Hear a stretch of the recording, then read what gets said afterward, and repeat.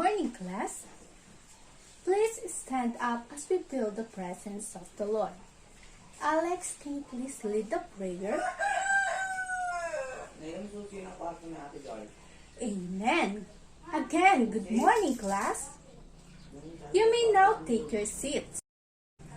Now, let me know if all of you are present. Raise your hand and say present as I call your name. Alex, Timothy, Jessica, and Sharina. Very good. All of you are present in this morning. Please pick up all the pieces under your chair and align your chair properly. How was your day, class? That's good to know. Before we are going to our next topic, we will be having a game 4 pics and 1 words. Do you familiar with that? Okay. I'll be going to present 3 pictures consisting of 4 pictures each, and you will be guessing what are the pictures depict. Are you ready? Okay. First picture. Anyone from the class? Alex? Very good. Next picture we have. Yes, Sharina.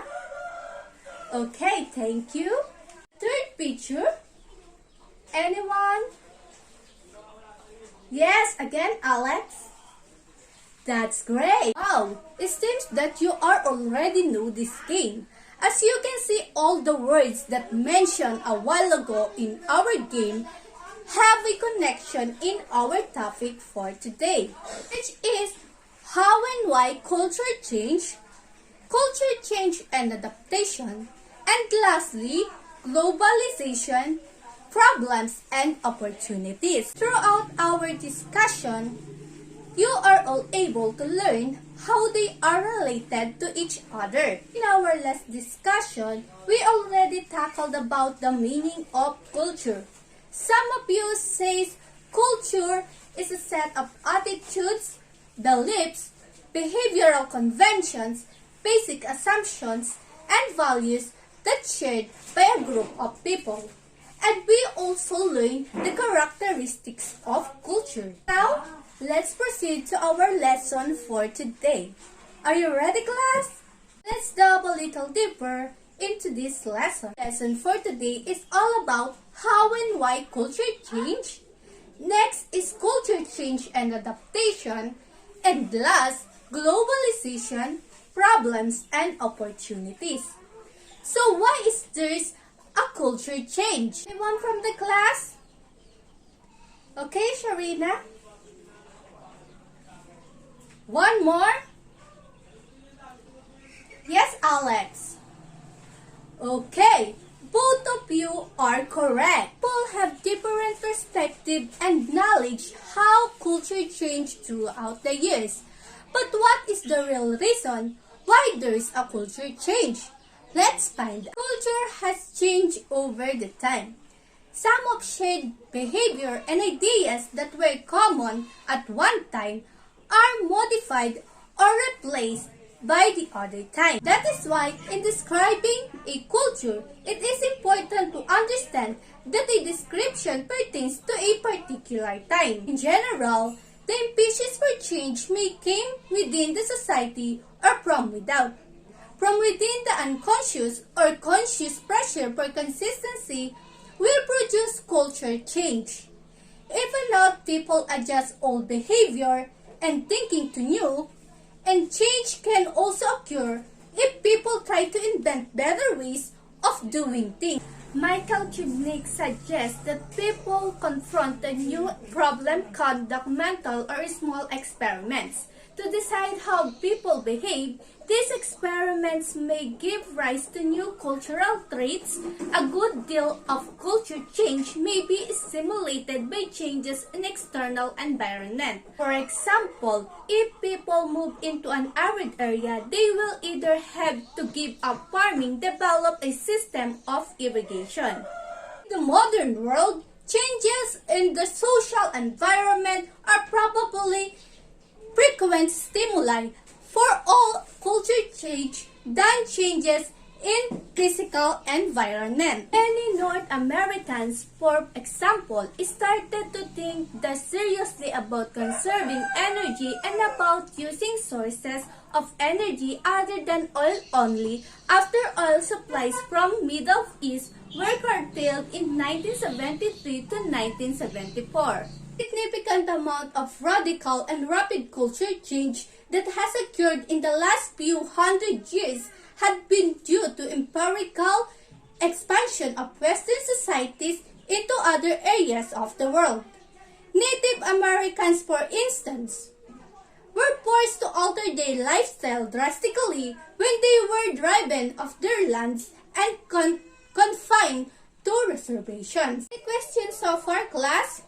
Okay, next we have discoveries and inventions which may originate inside or outside high society, are ultimately the sources of all culture change, but they do not necessarily lead to change.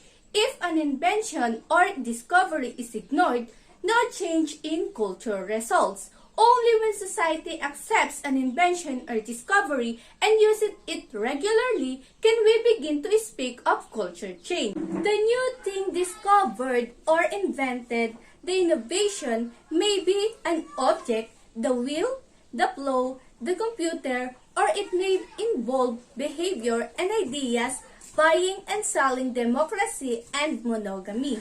According to Ralph Linton, a discovery is any addition to knowledge, and an invention is a new application of knowledge. Unconscious invention societies have any various type of inventions. One type is the consequence of setting a specific goal, such as eliminating tuberculosis or placing a person on the moon. Another type of emerges less intentionally. This is second process of invention is often referred to as accidental juxtaposition or unconscious invention. Linton suggested that some inventions, especially those of prehistoric days, were probably the consequence of literally dozens of tiny initiatives by unconscious inventors. In reconstructing the process of invention in prehistoric times, however, we should be careful not to look back on our ancestors with smugness generated by our more highly developed technology. We have become accustomed to turning the science sections of our magazines and newspapers and finding almost daily reports, miraculous new discoveries and inventions. Some discoveries and inventions arise out of deliberately attempts to produce a new idea or object. Next, we have diffusions. Diffusions is a process by which cultural elements are borrowed from another society and incorporated into the culture of the recipient group. It seems that such innovations are obvious responses to perceived needs. For example, during the Industrial Revolution, there was a great demand for inventions would increase productivity. James Hargreaves in 18th century England is an example of an inventor who responded to an existing demand. Textile manufacturers were clamoring such large quantities of spun yarn, the cottage laborers working with boat-operated spinning wheels could not meet the demand. Hargreaves, realizing that prestige and financial rewards would come into the person who invented the method of spinning large quantities of yarn in short of time, set about to develop the spinning jenny, who adapts innovations. Once someone discovers or invents something, there is still the questions of whether others will adopt the innovation.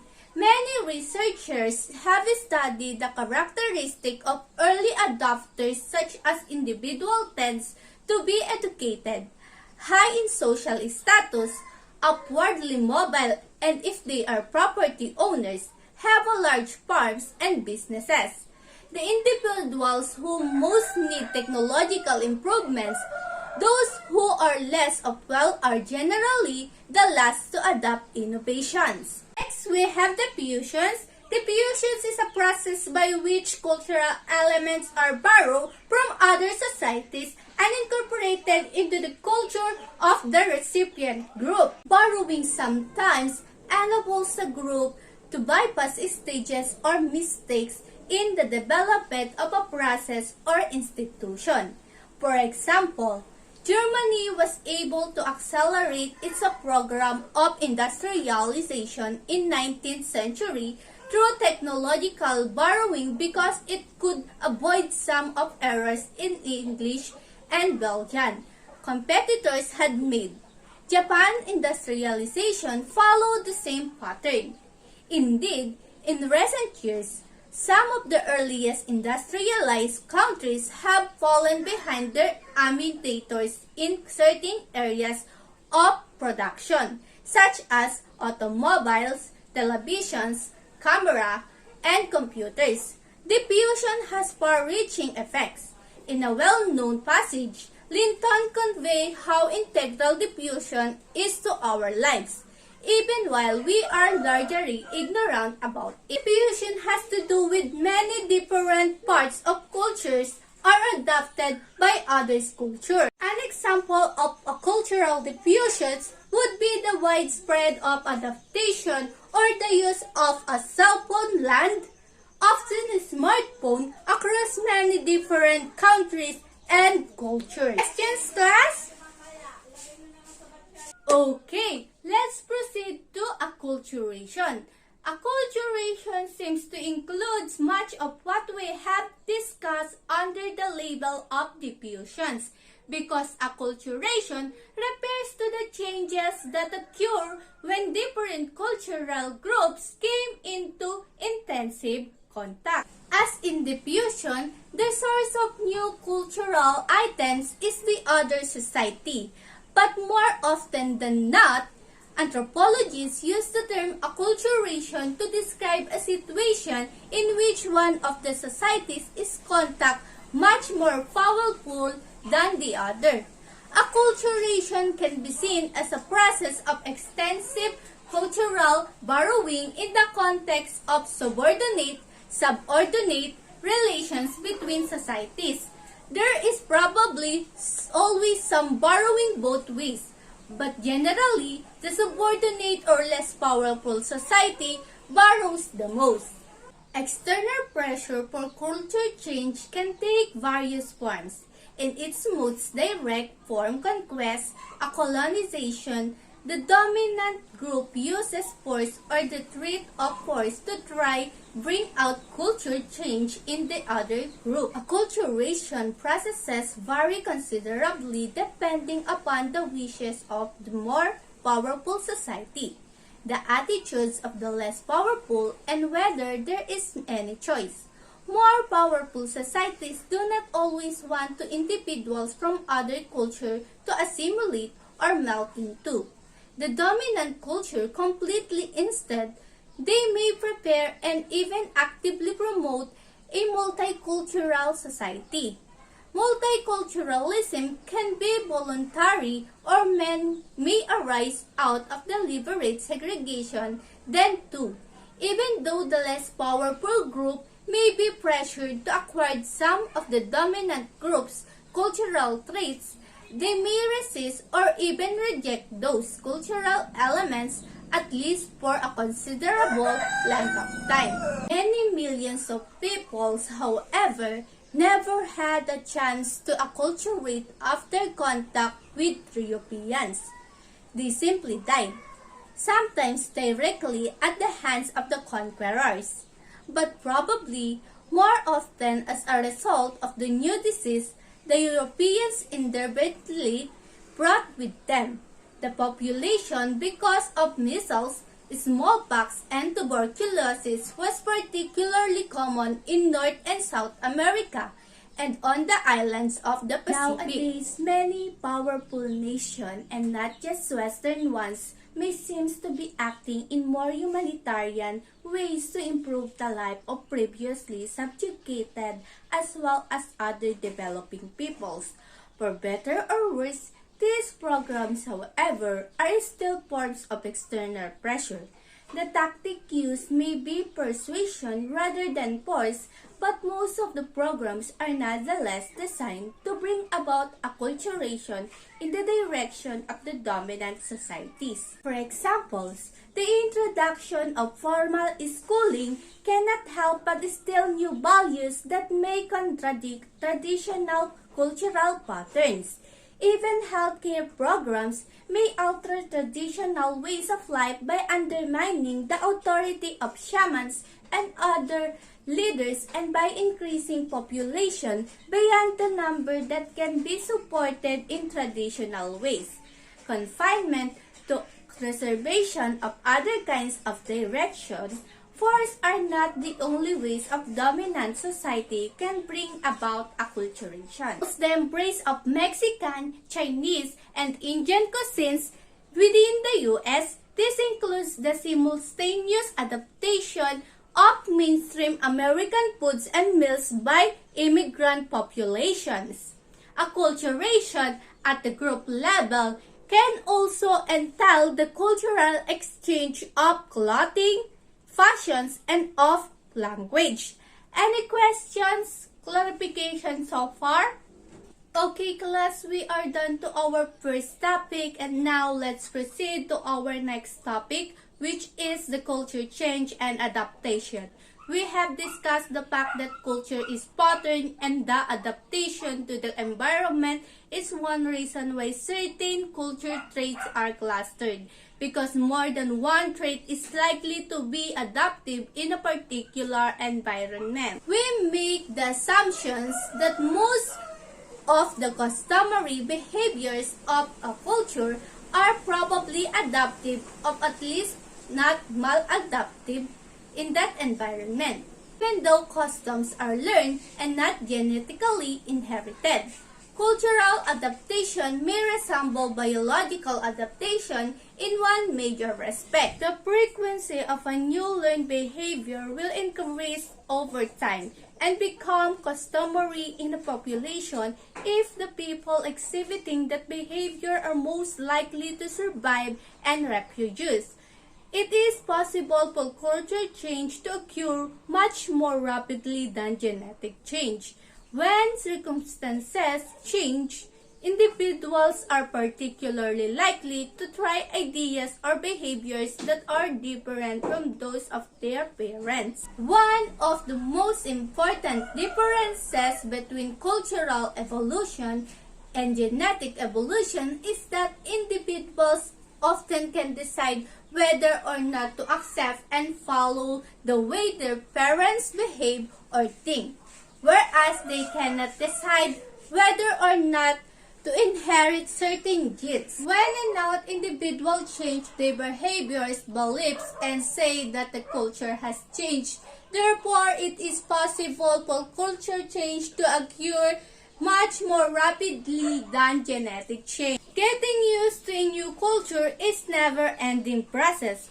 Although culture shock can be difficult at times, most people who have gone through it feel that it has helped them learn more about themselves and gain confidence in their abilities to manage unfamiliar situations.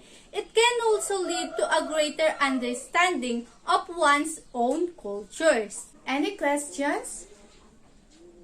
Okay class, lastly we will discuss the globalization problems and opportunities. When we say globalization, what comes into your mind? Anyone class? Okay you? Very good. Last one? Okay, that's good that you have knowledge about globalization. Now, let's define what is globalization. Globalization is an ongoing process of goods, people, information, and capital around the world. The word globalization is often used nowadays to refer to the massive flow of goods, people, information, and capital across huge areas of the Earth's surface. The process of globalization has resulted in worldwide spread of cultural features, particularly in the domain of economics and international trade. In some ways, cultures are changing in similar directions. They have become more commercial, more urban, and more international. We buy from some companies that have factories all over the world, and we sell our products and services for prices that are set by world market forces. We can eat pizza, hamburgers, curry, or sushi in most urban centers. In some ways, cultures are changing in similar directions. They become more commercial, more urban, and more international. A form of continental diffusions between Asia, Africa, and Europe had been occurred since at least the beginning of written history, in large part because of the scope and power of empires.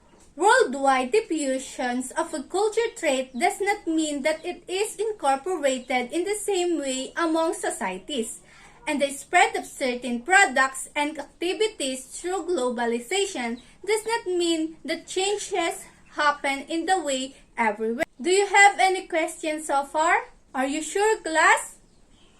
Okay, we will proceed to the negative and positive effects of globalization. The negative effects of globalization includes unemployment, native peoples, loss of land, increasing class inequality, undernutrition, and starvation, and spread of this. And the positive effects of globalization includes increases in life expectancy and literacy, less welfare, and growth of middle classes, which have become agents of social change. Now, do you have questions or clarifications regarding our today's topic? Good! So I assume that all of you understand the lesson that we have discussed this morning. To assess your knowledge about culture change, let us have a role play. You will be divided into 3 groups, and each group will have 8 members. What you will do is think the one country that have different culture, whether here in the Philippines or in the other country that represent your group.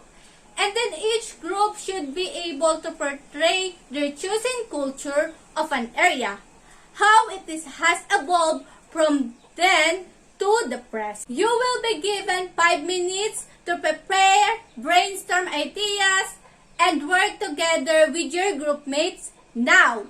After 5 minutes, we will start your presentation. Are instructions being clear?